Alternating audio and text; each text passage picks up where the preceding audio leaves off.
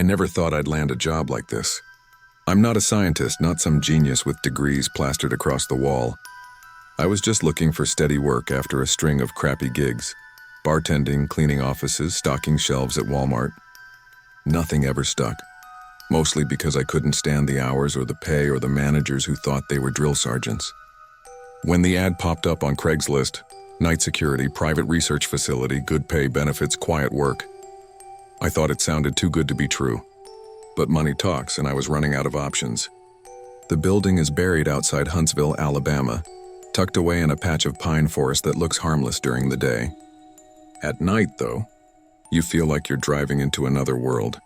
The lab isn't massive, more like a squat concrete block, maybe 4 stories, no windows. Just a steel front door and a keycard scanner.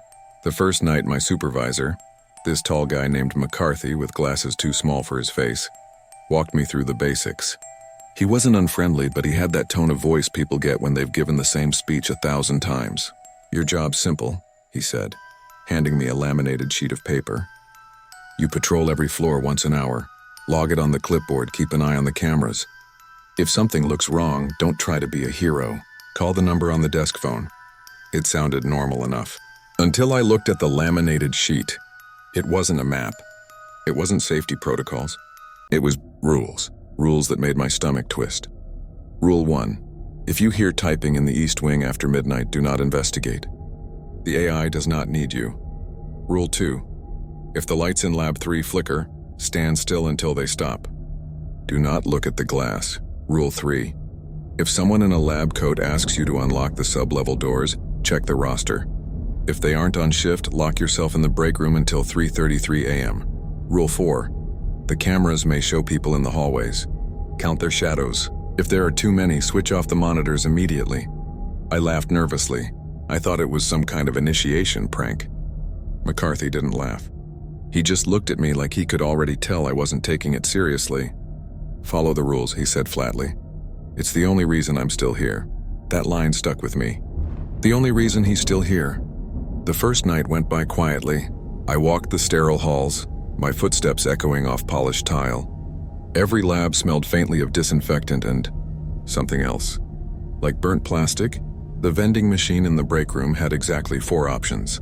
Diet Coke, black coffee, granola bars, and some weird off-brand chips no one bought. I made notes in the log, checked the cameras, and tried not to yawn too loud in the silence. For a while, I thought maybe the rules were just a way to keep rookies alert. But then right around 1 a.m. I heard it. Typing, not fast, not chaotic. Slow, deliberate keystrokes coming from the East Wing. At first I froze. My mind flashed back to Rule 1. Do not investigate. But then the rational side of my brain kicked in. What if someone was working late? What if it was just a researcher finishing up something? Maybe this was the prank, see if the new guy would break the rule. I crept down the hall trying to act casual, though my skin prickled like I'd stuck a fork in an outlet. The typing grew louder. I stopped right outside the glass door to Lab 2. The light inside glowed faintly like a monitor left on standby. My hand twitched toward the handle. Then I remembered McCarthy's tone, the way he said those words. The only reason I'm still here. I turned and walked back to the break room, heart hammering like I'd just sprinted a mile. The typing didn't stop. It followed me down the hallway, faint but steady, until I shut the break room door behind me. I sat there with the vending machine humming and the clock ticking above the microwave, trying to shake off the paranoia. That's when I noticed something else. The clock ticked, but the second hand wasn't moving forward. It was sliding backward, 1 tick at a time, counting in reverse. I stared at it, my stomach dropping. And then, just as suddenly, it jumped forward again like nothing happened. The rest of the night, I couldn't relax. Every shadow in the corner of the monitors looked suspicious. Every flicker of the fluorescent lights made me tense up. At one point, I swore I saw someone in a lab coat on the camera feed for sub-level B. But when I checked the roster on McCarthy's clipboard, nobody was scheduled down there. By the time 6 a.m. rolled around and the day shift started filing in, I felt like I'd been awake for 3 days. McCarthy passed me in the lobby. He didn't even ask how it went. He just clapped me on the shoulder and muttered, "Night 1's always rough." Rough. That was one way to put it. I told myself maybe I imagined it. Maybe the typing was in my head. Maybe the clock hand stuck for a second. But deep down I knew better. The rules weren't jokes. They weren't guidelines, they were survival tactics. And I'd only made it through one night. So if you're still with me, if you're listening to this story and thinking you'd be braver, or smarter or less paranoid, let me ask you this. What would you do, standing in a silent hallway, hearing typing from an empty lab at 1 a.m., knowing that the only rule keeping you alive was to stay away? The second night, I drove back out to the lab with my stomach twisted up in knots. I told myself it was just nerves, that I'd get used to it like any other job. I've worked graveyard shifts before, gas stations, 24-hour diners, you name it. It's never fun at first, but this felt different. That first night had left a weight on my chest, like the air in the building was thicker than normal air. It clung to you, seeped into your clothes, and followed you home. When I pulled up, the parking lot was almost empty. Just my car, McCarthy's SUV, and a rust-red pickup that looked older than I was. I walked inside, swiped my badge, and heard the familiar beep of the scanner. The air inside was colder than it should have been, like the AC was blasting even though it was only 60 degrees outside. McCarthy was waiting at the desk, sipping coffee like he hadn't slept in years. He gave me the same tight nod, slid the clipboard across the desk and said, "Don't forget to check the sub-level cameras tonight. They've been jumpy." Then he walked out without another word. Jumpy. What the hell does that even mean? The first hour passed quietly. I walked the halls, logging the times, pretending the echo of my footsteps didn't sound like someone following too close behind me. Every door I passed had one of those tiny ID scanners and thick glass windows that were blacked out with blinds. Whatever was happening in those labs, it wasn't for me to see. The vending machine hummed like usual. The granola bars stacked in neat rows like nobody ever bought them. Around midnight, I noticed something new. On the East Wing camera feed, one of the monitors flickered. Just once, but long enough that I caught a glimpse of something. Not a person, more like a shape, tall, wrong proportions, standing in the middle of the hallway. When the screen blinked back, the hall was empty again. I froze with my hand still hovering over the monitor's buttons. Rule 4 burned in the back of my brain. Count their shadows. But there hadn't been shadows because there hadn't been light. Just that brief flicker, and the thing standing there. I decided not to count that as breaking the rules. I wrote it down in the log, even though my handwriting looked like a doctor's prescription from how badly my hand shook. At 1 o'clock, it happened again, the typing. Same slow, deliberate rhythm, drifting out from the East Wing. This time I didn't even hesitate. I shut the break room door, grabbed a Diet Coke from the vending machine, and sat in the plastic chair with my ears burning. I thought if I drowned the sound out with the hiss of the soda can, maybe it wouldn't get under my skin so bad. It didn't work.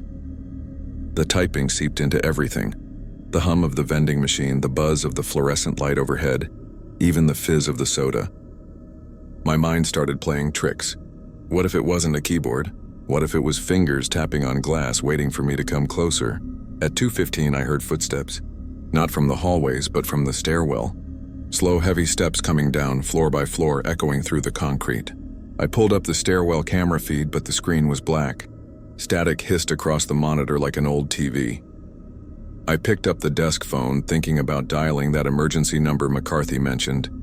But before I could press a button, the footsteps stopped. Dead quiet, and then right on cue, the break room clock stuttered. The second hand jerked backward, tick by tick, before snapping forward again like nothing happened. By the time 3 a.m. rolled around, I felt like my brain was unraveling. I went to do another patrol, more to keep myself moving than anything else. The halls smelled stronger that night, disinfectant and that same burnt plastic tang, but sharper now, like someone had left a soldering iron plugged in too long. Halfway down the West Wing, I stopped cold.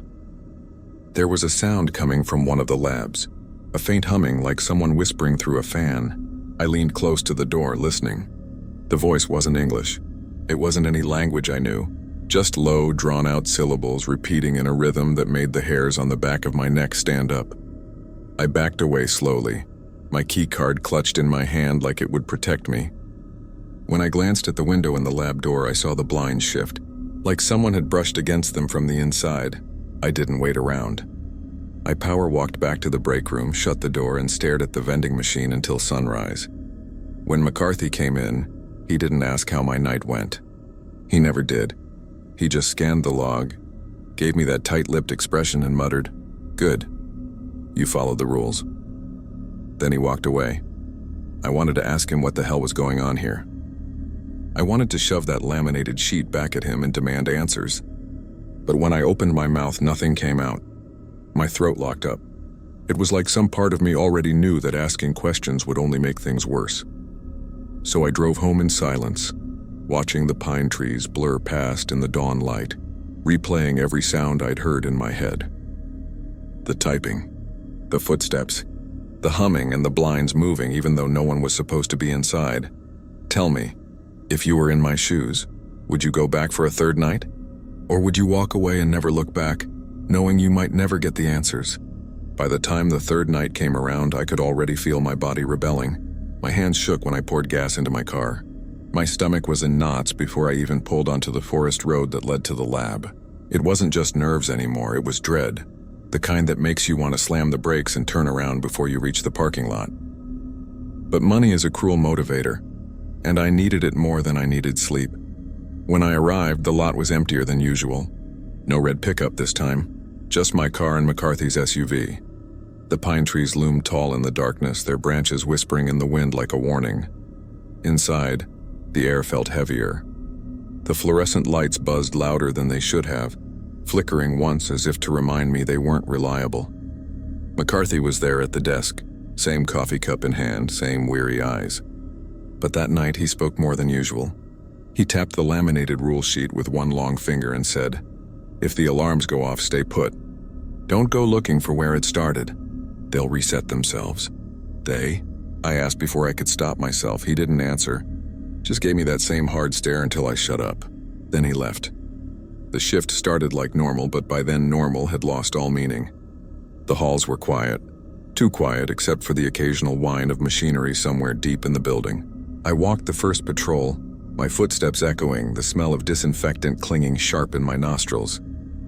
At one point, I thought I caught the faint smell of cigarette smoke in the stairwell, even though smoking was strictly forbidden anywhere near the facility.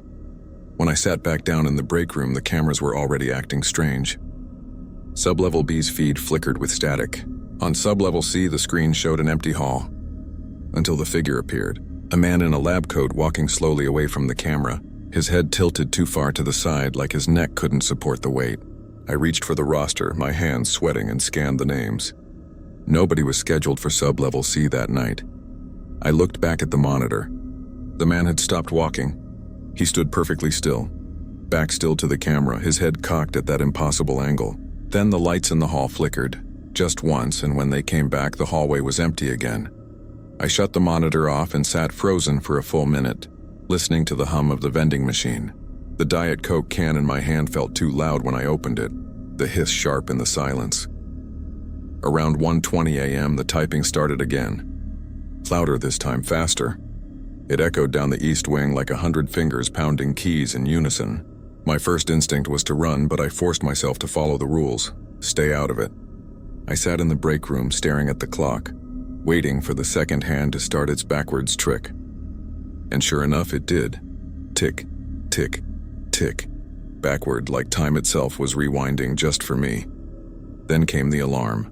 A shrill, piercing siren blaring through the halls, red lights flashing in the corner of every monitor. I jolted up, heart racing, but McCarthy's warning repeated in my head. If the alarms go off, stay put, so I stayed. I sat in the break room while the building screamed around me. The siren wailed for exactly 3 minutes, then cut out mid-blast. Silence swallowed the place whole. I thought maybe it was over, but then I heard something else. A voice. It came from the hallway outside the break room, soft, calm, almost conversational. A man's voice saying something over and over again. I crept toward the door and pressed my ear against it. "Open the door," it whispered. "We need you." I stumbled back, every nerve in my body on fire. The voice repeated, steady and patient. "Open the door. We need you." I didn't move. I sat in the plastic chair, gripping the edge so tight my knuckles turned white. At 2:45, the voice stopped. When I finally worked up the courage to check the hallway, it was empty. The only sound was the hum of the lights overhead. The rest of the shift crawled by. Every time I looked at the monitors, I half expected to see that crooked neck man again. Every flicker of the lights made me freeze in place, afraid to even breathe. When 6 a.m. finally rolled around, I felt hollow. McCarthy came back, glanced at the log, and said, "Good, you didn't open the door." Then he left like nothing was wrong. Like this was all just another Tuesday night. But here's the thing. I couldn't shake the voice. It didn't sound threatening. It sounded familiar, like someone I knew but couldn't place. Like it had reached into my brain and pulled out a memory to wear as a mask. So let me ask you, if the voice outside the door sounded like someone you trusted, would you open it? Or would you sit there praying the rules were enough to keep you alive? The next day I told myself I wasn't going back. No paycheck in the world was worth whatever the hell was happening inside that lab. But as I sat in my apartment staring at the stack of unpaid bills on the counter, the choice was made for me. Fear doesn't keep the lights on. Fear doesn't buy groceries. So that night at exactly 11:45 I was back in the parking lot. The pines swayed in the wind, creaking like they were alive, watching. McCarthy was waiting at the entrance, which was unusual. He didn't usually meet me there. His face looked pale, thinner somehow, like the job was draining the life out of him. "You did good," he said simply. His voice was hoarse, but there was something approving in his eyes. Then he pressed something into my hand. A small plastic key card, but not like the one for the main doors. This one was matte black with a single silver stripe. No label. No number. "You'll need this eventually," he muttered. "Don't use it until you're told." I wanted to ask questions, but he turned and walked away before I could. The shift began as usual. Empty halls. Cameras flickering. The constant hum of machinery under the floor like a pulse. But something was different tonight. The smell. Usually the place just reeked of disinfectant and metal. Tonight there was something else, faint but unmistakable. Like burnt plastic mixed with something sweet, almost like candy. The kind of smell that clings to your clothes even when you leave. I tried to shake it off, but every patrol felt wrong. Too quiet, too still. Around 12:30 I heard a sound coming from sub-level B. Not the typing this time, not the alarms. This was different. A low rhythmic thudding like something heavy hitting the walls at steady intervals. I froze in the stairwell, the metal railing cold under my hand, and listened. Thud, thud, thud, then a pause. Then again, thud, thud, thud. The rule sheet didn't say anything about this sound, which meant I was on my own. I checked the cameras instead of going down there. The feed on sub-level B was fuzzy, static crawling across the screen like insects. But through the distortion I saw movement. Not a person. Not exactly. It looked like a figure on all fours crawling slowly across the hall. Its limbs were too long, bending at the wrong angles. And every time it moved, its body slammed against the wall. Thud. Then crawl forward. Thud. The thing dragged itself like it was trying to remember how walking worked. I turned off the monitor, my stomach churning. The rest of the night, that sound never stopped. Always faint, but always there. A reminder that whatever that thing was, it was still down there, slamming itself against concrete like it was trying to get out. At 2, the typing came back. Only this time, it wasn't just keyboards. I could hear a printer whirring to life in the east wing, papers spitting out one after another. I didn't dare check, but when the monitors flickered, I caught glimpses. Sheets of paper piling up on the floor, each page covered in black lines of text that didn't look like English. Not even letters, just symbols, shapes, circles and jagged lines repeating over and over. The vending machine in the break room rattled then, shaking like someone was pounding on it from the inside. A single candy bar dropped into the tray without me putting money in. I stared at it for 10 whole minutes, debating whether to touch it. In the end, I left it there. Something about it felt wrong, like it was bait. When 5 a.m. rolled around, the thudding stopped. The printers went silent. For a moment, the lab felt normal, quiet, safe. That's when the black keycard in my pocket grew warm. I pulled it out, and I swear to you I could hear something faint coming from it. Not a beep. Not static, a voice. Too soft to make out, but definitely a voice. McCarthy came back at 6 sharp, looking worse than ever. He glanced at the unused candy bar in the tray and gave me the faintest smile. "Good," he said. "That means you're still listening." Then, as he turned to leave, he muttered, "Don't use the card until you're ready. The lab decides when. The lab decides. Not him, not me. The lab, I don't know what this place really is. I don't know what they're keeping locked away in sub-level B, or why the printers spit out those symbols. But I do know one thing, every night it's pulling me deeper, and I don't think there's a way back. So tell me, if you were in my shoes with a key card to doors you're not supposed to open, would you use it? Or would you follow the rules and hope the rules are enough to survive? By the 5th night, I was already losing sleep. My body would collapse into bed at 7 in the morning, but my mind wouldn't stop replaying the sounds, the smells, the images. The lab doesn't leave you when you clock out. It follows you home like dust clinging to your clothes. Even in my apartment, I swore I could hear faint typing in the walls, a low hum beneath the fridge, shadows bending when they shouldn't. But I showed up anyway. Because that's what you do when you're broke and the bills don't wait. That night started quiet, too quiet. The cameras worked, the hallways were still, the vending machine didn't twitch. It felt like the calm before something, and I was right. Around 1 a.m., the lights in the west corridor began to flicker, not the usual hum of old bulbs, but a rapid strobing like a broken alarm. I grabbed my flashlight and went to check, my boots echoing against the linoleum. As I turned the corner, I froze. There was a door at the end of the hallway that hadn't been there before. I know how insane that sounds, but I'd walked this hall every single night. Blank wall, always, but now, a gray steel door stood where there had never been one, with no handle, no lock, just a black card reader. The black key card in my pocket grew warm again. I backed away, heart pounding when the loudspeaker crackled overhead. It had never been used before.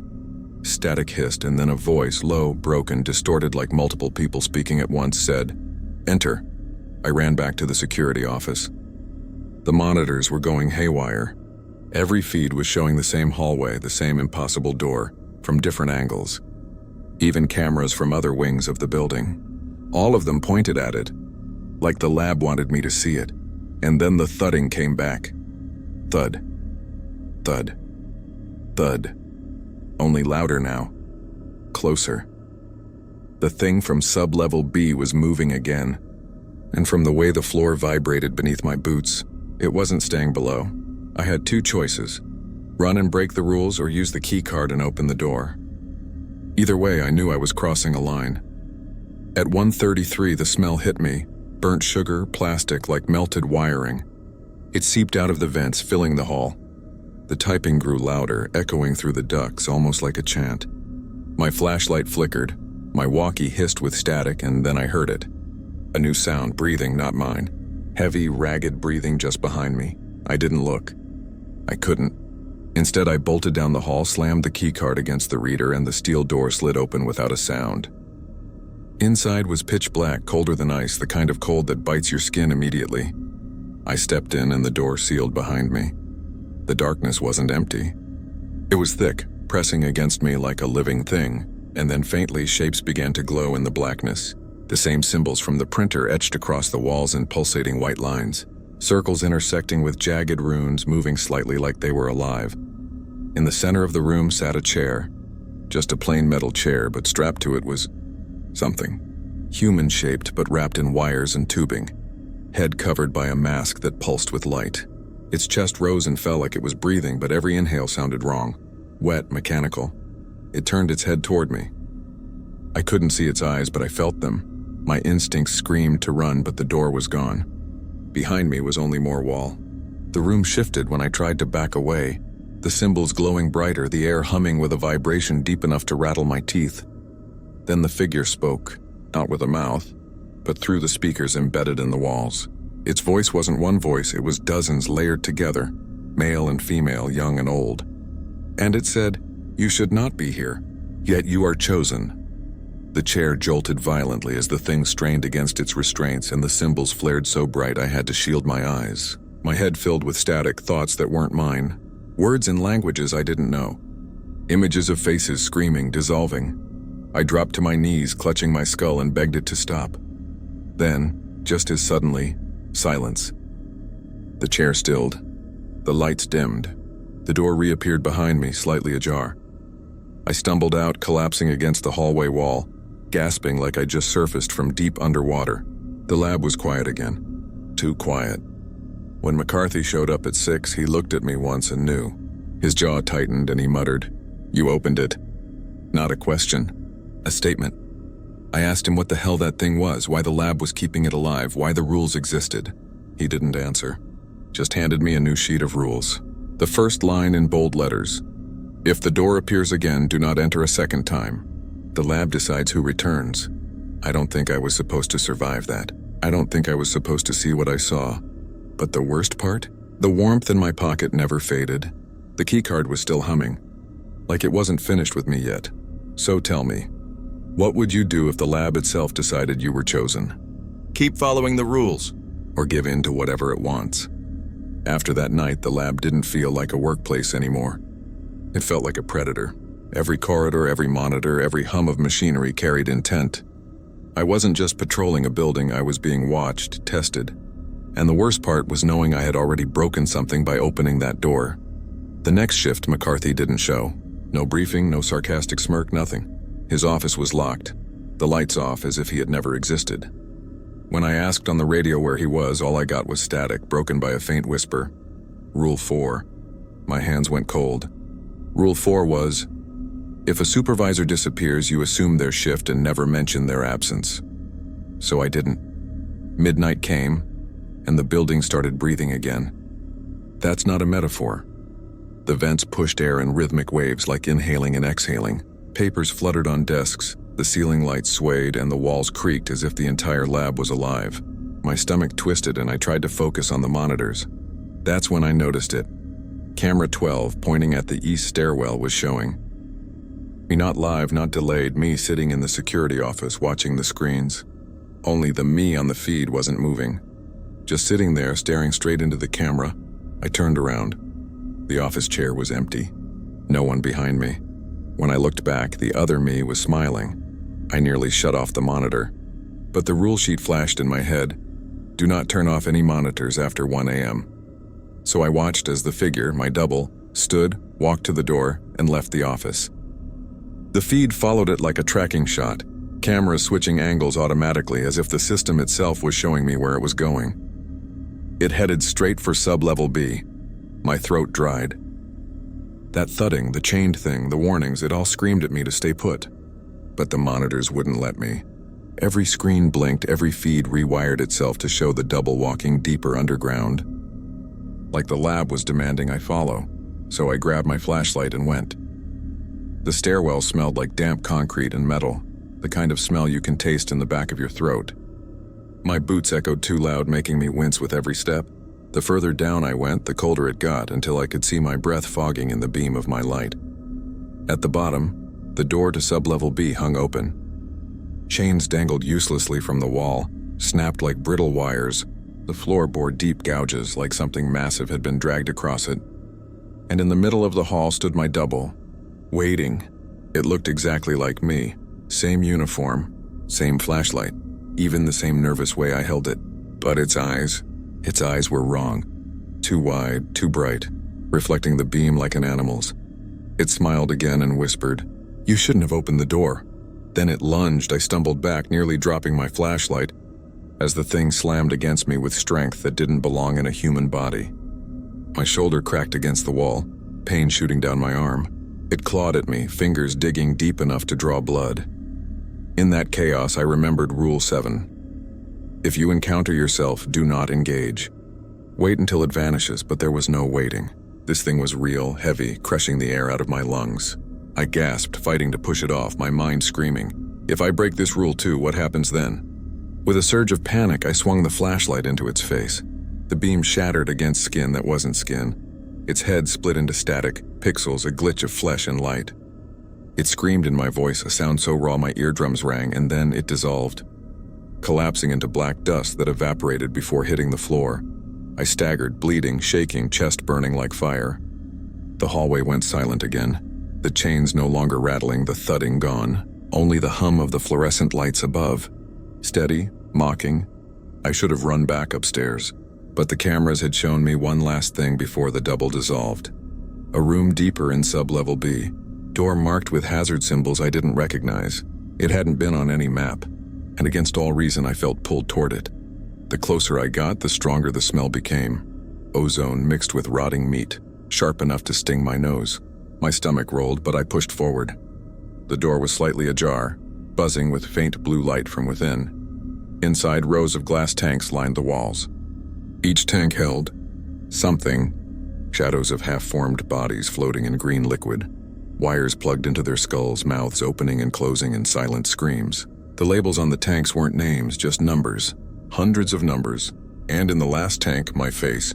My own face, eyes shut, breathing slow like I was sleeping. I fell backward, bile rising in my throat. The reflection in the glass didn't match my movements. It wasn't me, it was another version. And its eyes opened. That's when the alarms went off. Red lights flared, sirens shrieked. The floor shuddered beneath my boots. A voice boomed overhead, cold and mechanical. Containment breach. Subject 47A compromised. The tanks began to crack. Liquid spilled across the floor, burning where it touched, eating into the concrete. The figures inside twitched violently, pressing against the glass, ready to burst out. I ran. I didn't look back.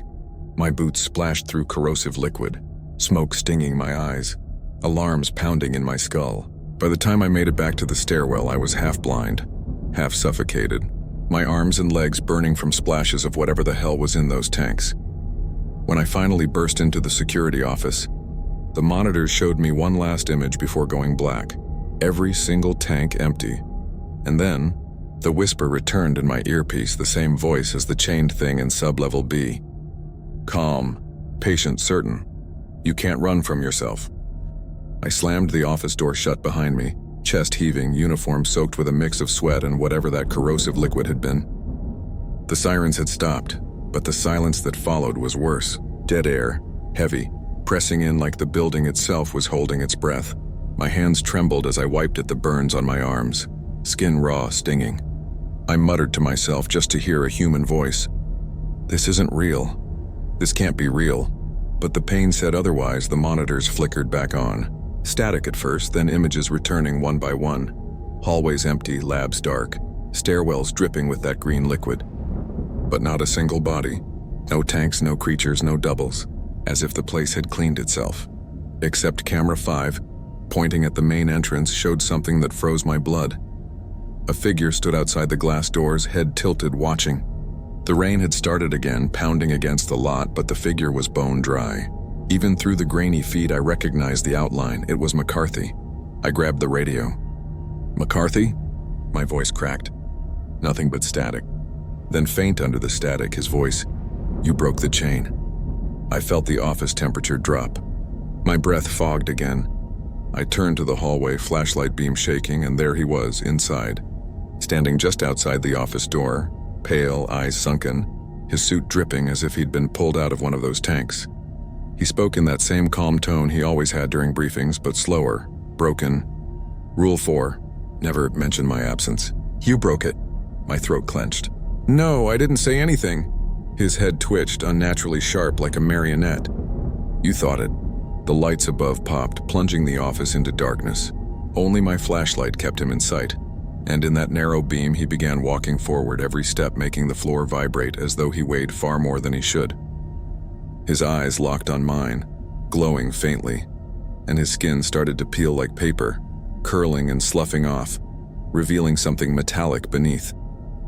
I stumbled back, hit the desk, monitors buzzing behind me.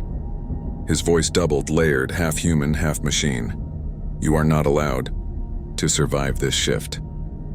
The speaker system crackled overhead, alarms blaring again. But this time the message was different. Rule enforcement activated. Subject non-compliant, every door in the lab slammed shut. The sound echoed like gunfire.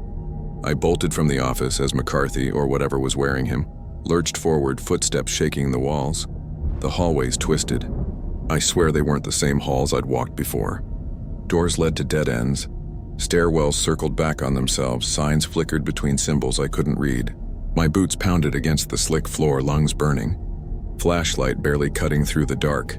Then I heard them, the footsteps behind me, but not just one set. Many. Echoing. Closing in, some dragging, some sprinting, some clicking like claws on tile. I didn't dare look back. I ducked into a supply closet, slammed the door, pressed my back to it. The air smelled of bleach and rust. I killed the flashlight and held my breath. For a long moment, nothing but my heartbeat in my ears. Then scratching. Nails against the door, slow and deliberate, followed by whispers overlapping. Too many voices at once. "Rule breaker. Rule breaker. Rule breaker." The door handle turned, slowly, I gritted my teeth, bracing, ready to fight if it opened. But then the whisper stopped. The handle released. Silence again. I thought I was safe until I turned and saw the closet wasn't a closet anymore. The shelves were gone. Instead, I stood in a narrow observation room, one wall entirely glass. Beyond the glass, another chamber flooded with that blue light lined with tanks. But these weren't broken. They were active, humming, and inside each tank wasn't some faceless figure, it was me. Dozens of me in varying states, some sleeping peacefully, some awake and screaming, some pounding against the glass with bloody fists. My knees nearly buckled. My reflection multiplied 100 times, all of them suffering. The intercom hissed above me, and the voice that had chased me since Sub-Level B whispered, "Which one are you, really?" One of the tanks cracked. Water sprayed the glass. Then another. And another. The room shook with pressure as alarms blared, my doubles thrashing wildly. I knew what was coming. I'd seen it once already. I ran for the only exit, a steel door at the far end. My hand slipped on the handle, slick with sweat, but it gave way.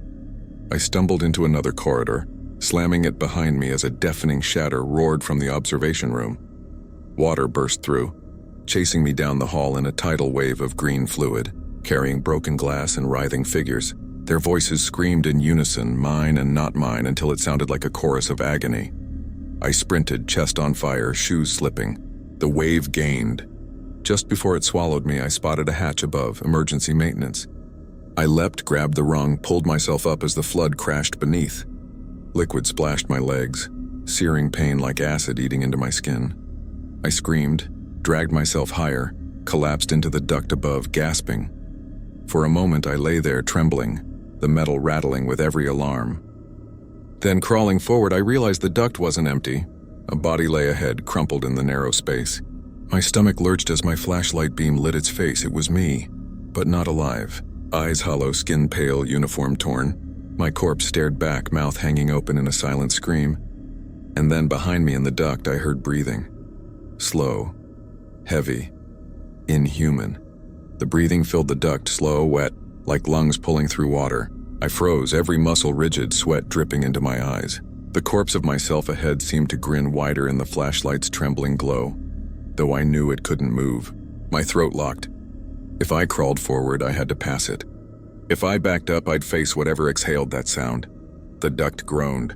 Something heavy shifted behind me. I forced myself forward. My palms scraped against sharp bolts, knees raw against the metal. When I reached my dead self, I held my breath and shoved past. The skin was clammy, cold, it felt real.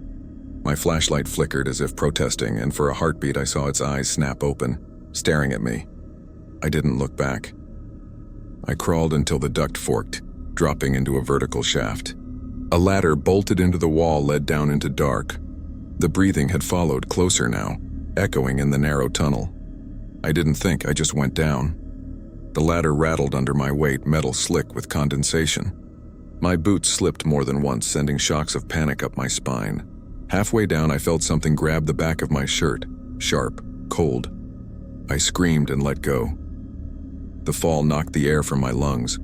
I hit hard on a grating, pain lancing up my ribs. The flashlight spun from my hands, clattering somewhere into the dark. For a moment, I lay there gasping, ears ringing. When I pushed myself up, I realized I was no longer in ducts. The space was huge, an underground hangar. My flashlight beam, dim now, barely lit the edges of machinery stretching into shadows. Servers taller than buildings. Glass tubes pulsing with blue light. Conveyor belts carrying shapes wrapped in sheets. At the center, a glowing console. Symbols scrolling across its screen too fast to read. The air buzzed with static like standing next to a live transformer. My skin prickled, and standing at the console was me. This version of me was pristine. Uniform clean, hair neat, no burns or cuts. She turned slowly as if expecting me. Her smile was gentle, almost kind, but her eyes reflected the console's light. Too bright, too hollow. "You made it further than most," she said. Her voice was my voice, but smoother, confident. "But you weren't supposed to. Rule breakers never reach the core." I shook my head, backing away. "This isn't real. You're not me." She tilted her head, studying me like a specimen. "You keep saying that. Denial, classic stage 2. Stage 2 of what?" My voice cracked. "Replication, integration. You were always part of the experiment. Every version of you is a variable. Some collapse in fear, some burn, some drown, and some, she spread her arms, become me.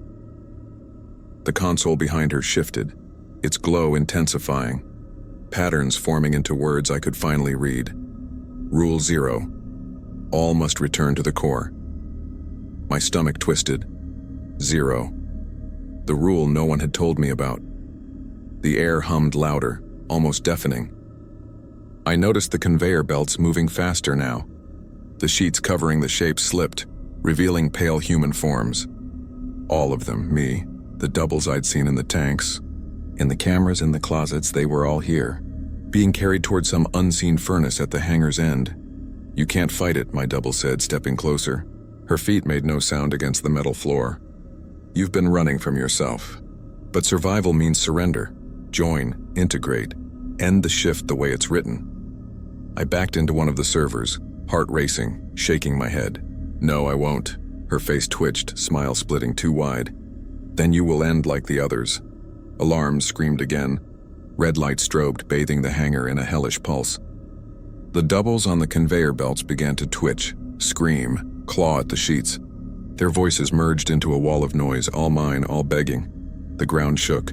From the shadows, something massive stirred, a shape too large to comprehend. A body made of cables, glass, and flesh rose from the depths. Its many faces were mine, stitched into the surface, mouths open in endless screams. My double stepped aside, gesturing toward it with reverence. The core, the true self. You belong inside it. I stumbled backward, bile rising in my throat. The core moved, wires snaking toward me, writhing like tentacles. The smell of ozone and rot hit me so hard I gagged. My flashlight flickered and died, leaving only the pulsing red glow. I ran, feet pounding metal grates, dodging swinging cables, the screams of the doubles tearing at my sanity. Behind me, the core dragged itself forward, shaking the entire hangar. My double's laughter followed, layered and distorted. You can't run from yourself forever. A hatch glowed at the far end, marked with the emergency exit sign. My chest felt like it would explode, legs screaming in pain, but I pushed harder. The cables whipped past, slicing sparks into the floor. One wrapped around my ankle. I screamed, fell, clawed at the grate. Skin tore from my fingers, but the hatch was close. Just a few feet. I ripped at the cable, burning my palms, blood slicking my grip. Somehow, with a desperate yank, it snapped free. I scrambled forward, every muscle screaming, and slammed my hand on the hatch release. It hissed open, bright light pouring through. Blinding. The last thing I heard before diving through was my own voice, echoing from every direction. The shift isn't over yet. And then, darkness. The hatch slammed shut behind me, sealing with a metallic thud that echoed down the corridor. For a moment I couldn't breathe, not from running but from the silence. After the screaming alarms, the pounding machinery, the endless doubles clawing at me, the quiet felt wrong, almost painful. My chest heaved, lungs scraping for air, and every inhale tasted sterile, like over-filtered oxygen. The light here was soft, steady, fluorescent strips lining smooth white walls. No more flickering reds, no more shadows stretching into claws. Just a long, sterile hallway that looked nothing like the hangar I'd left behind. I staggered forward, each step heavy, knees buckling. My hands shook, still smeared with blood from tearing free of the cable. The hallway stretched on and on, identical doors lining each side. For the first time since the shift started, I thought maybe I had made it out. My thoughts kept circling one phrase. Rule 0. All must return to the core. It repeated in my head like a drumbeat. What did it mean? Was there ever a way to survive? Or was survival just another illusion the lab dangled in front of us like cheese for a rat in a maze? I leaned against the wall, letting my forehead rest against the cool surface. My reflection stared back faintly in the polished metal, pale and hollow-eyed. For a heartbeat, I swore the reflection moved slightly out of sync. I jerked back, blinking, but it was gone. Maybe I was hallucinating. Maybe oxygen deprivation. Maybe I was already dead, and this was just what dying felt like, stretching on forever. Still, I kept walking. After what felt like hours, the hallway opened into a lounge. A normal lounge. White couches arranged around a low glass table. A vending machine humming in the corner. A refrigerator stocked with bottled water. The kind of break room you'd see in any office building. I didn't trust it, but thirst clawed at my throat, so I limped to the fridge and yanked it open. Inside were rows of identical water bottles, each labeled with the lab's insignia. I grabbed one, cracked the seal, it hissed like real plastic, and drank. The water was cold, crisp, sliding down my throat like salvation. I almost cried. For the first time all night, my pulse slowed. My body sagged into the couch, every muscle trembling from exhaustion. I kicked off my boots, curling my raw toes against the soft carpet. The hum of the vending machine and the soft overhead light felt almost comforting, like the nightmare had been sealed behind the hatch. I told myself I'd rest just a few minutes. Then I'd find a way out. I stretched out on the couch, closing my eyes. My mind drifted, images replaying. The corpse version of me in the duct, the pristine double at the console, the core's cables writhing. I tried to shove them away, focus on something normal. Anything normal. That's when I heard it. A faint tap, tap, tap. At first I thought it was the vending machine cycling, but it grew steadier, closer, like footsteps in the hall. My eyes snapped open. The lounge looked unchanged. Water bottle on the table, hum of light steady. No one there, but the sound continued. Slow, patient, tap, tap, tap. I forced myself upright, heart rate spiking again. Hello? My voice cracked. No answer. The sound stopped. I waited, every nerve screaming. Then, from the corner of the lounge, the vending machine clunked. A can dropped into the tray. I hadn't touched it. I crept closer, pulse thundering in my ears. Inside the glass, the rows of soda cans gleamed under fluorescent light. All normal, except one. The can that had dropped bore no logo, no brand. Just a white label with black text, Rule 0. My blood ran cold. I backed away, nearly tripping over the couch.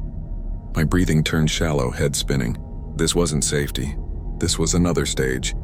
The lab was still testing me, watching me. The lounge lights flickered once, twice, then steadied again. In that flicker, I swore I saw figures on the couches, sitting casually.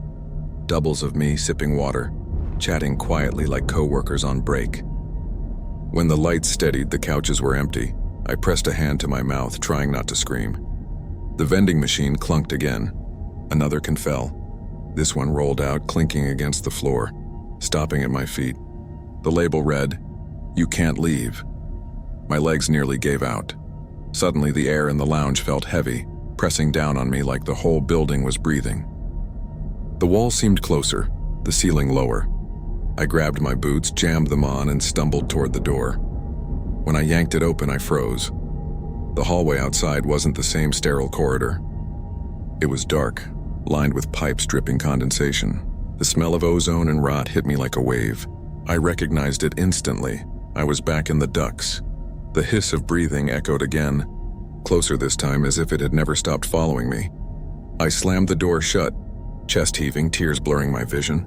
The vending machine clunked again behind me. I didn't look back. The water I'd drunk sat heavy in my stomach, bitter now, metallic. My hands shook uncontrollably. Every cell in my body screamed the same truth. The lull was a trap. There is no safety. There never was. The lounge, the water, the couch, it wasn't a reprieve. It was bait.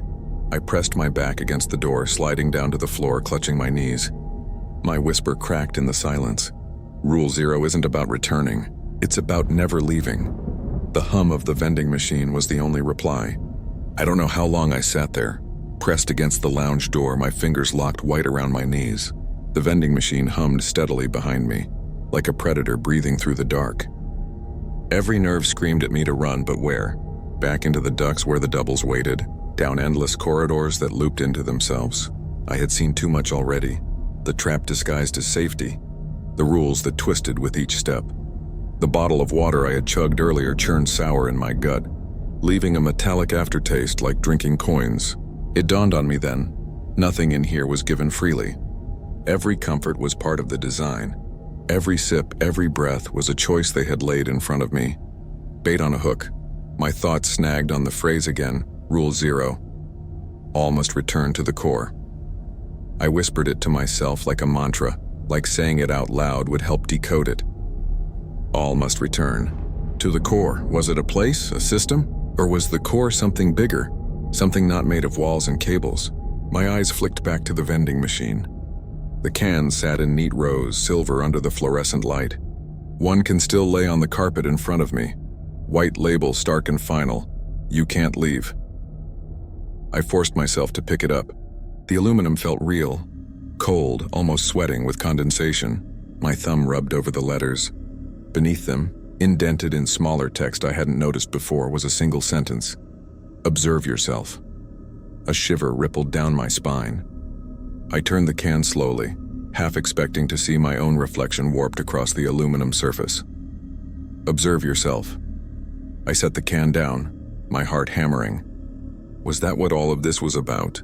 Watching myself through the doubles, through the loops, through every rule designed to push me into choices and watch what I'd do? The thought sickened me. I couldn't sit still anymore. I shoved the door open and stumbled back into the hallway. The ducks were gone again, replaced by another long, sterile corridor. This time I didn't walk aimlessly. My steps carried me forward with a grim clarity, even though my hands shook and my breath came in shallow gasps. The core. That had to be the answer. If everything circled back to it, maybe that was the only way out. Or maybe it was the final trap.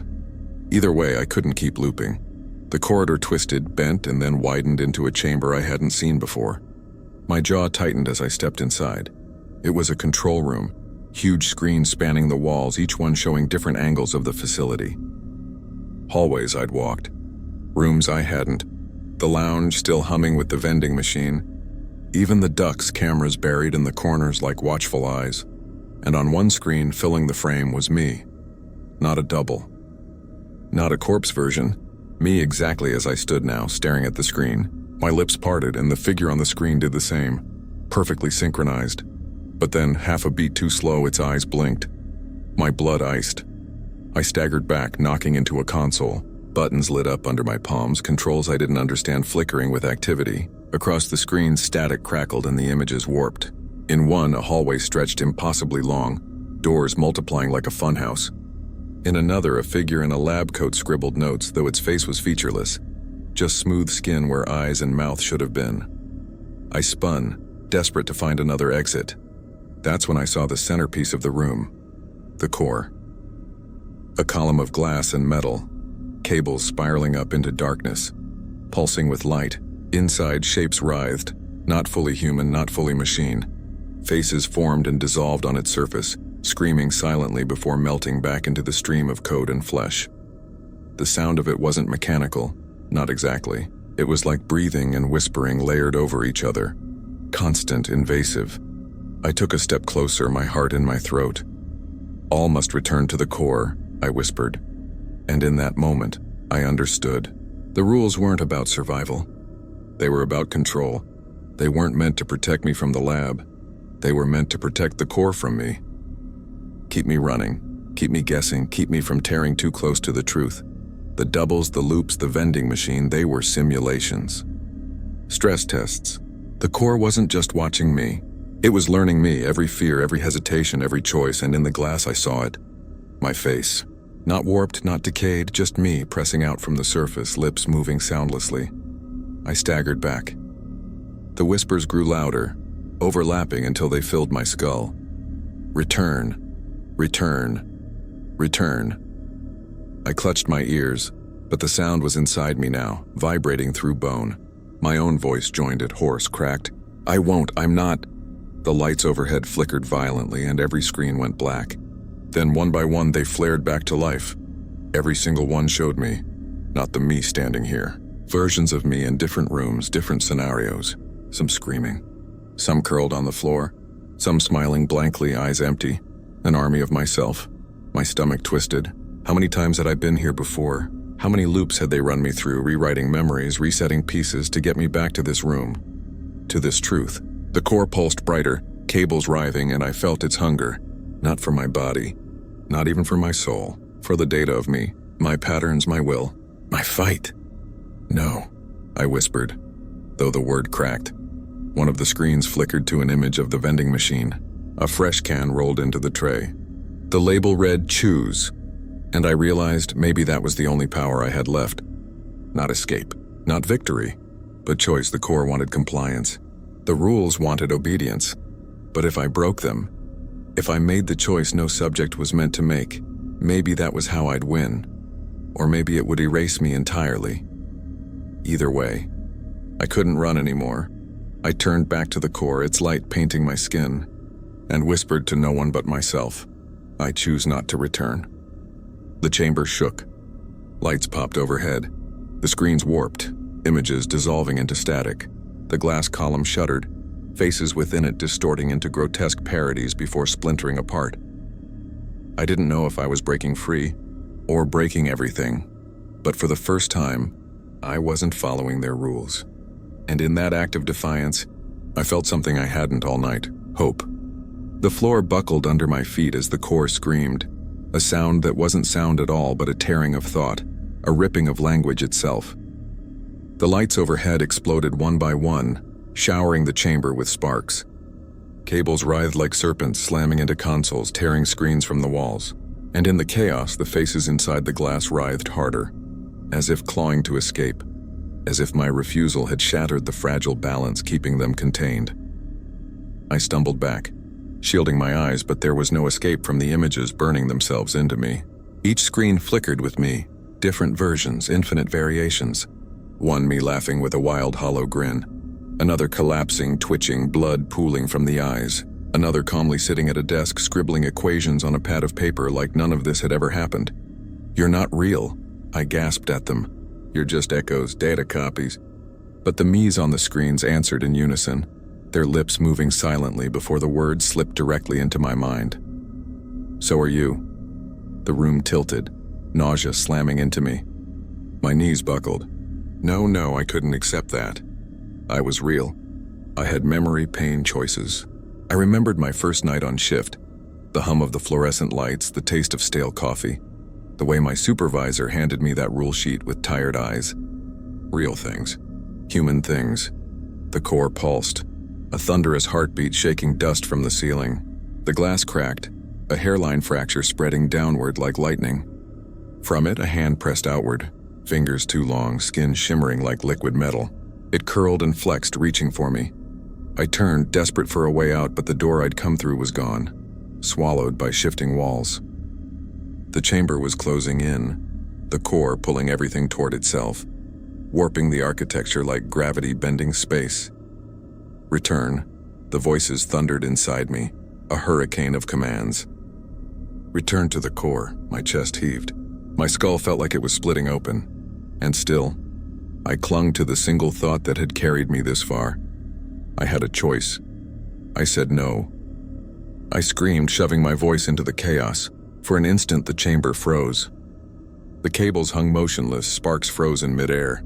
Even the screens paused, their infinite versions of me frozen in silence. Then, slowly, one of the screens lit brighter than the others. It showed me, not fractured, not monstrous, but me as I had been at the very beginning. Sitting at the security desk, sipping bad coffee, scrolling through my phone. Mundane. Human. Tears stung my eyes. That was me, wasn't it? The figure on the screen looked up directly at me and whispered words I couldn't hear. My pulse hammered, my lips trying to read them. Over and over, silently, "Wake up." My throat clenched. Was that the truth?